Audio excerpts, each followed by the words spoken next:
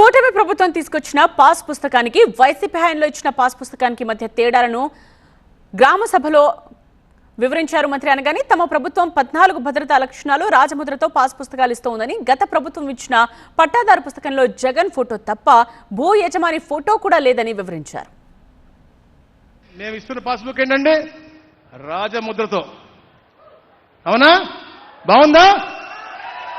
దాంట్లో 14 భద్రతా లక్షణాలు ఉన్నాయి.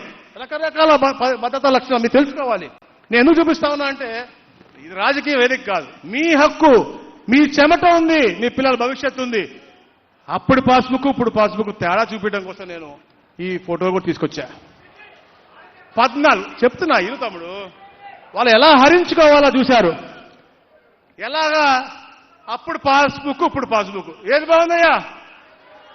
ఇది అవసరమా ఎవరికన్నా? ఉంటే ఆ అమ్మ ఫోటో పెట్టుకోవాలి వాళ్ళ పిల్లలు, ఉంటే ఈ అయ్య ఫోటో పెట్టుకోవాలి వాళ్ళ పిల్లలు, లేదా ఈ సోదరి ఫోటో పెట్టుకుంటారు వాళ్ళ పిల్లలు. అంతేగాని ఈ ఫోటో అవసరమా మనకే అడుగుతా ఉన్నా.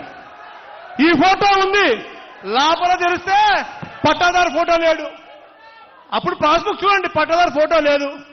కింద చూస్తే ఫోన్ నెంబర్ లేదు, ఆధార్ కూడా 00999 అని ఉంటుంది. అంటే ఏది కూడా పారదర్శకంగా చేసే అలవాటు వాళ్ళకి లేదు. లోపల చూస్తే మొన్న అంటున్నారు ఎక్కడో మేమే చేసాము, క్యూఆర్ కోడ్ పెట్టాము, మేము మొత్తం జీపీఎస్తో మాది కూడా పోద్దని. ఎక్కడికి పోతుందా? మనం కైకలూరు పోదామంటే అది ఏలూరు పోతుంది వాళ్ళు చెప్పిన దాంట్లో.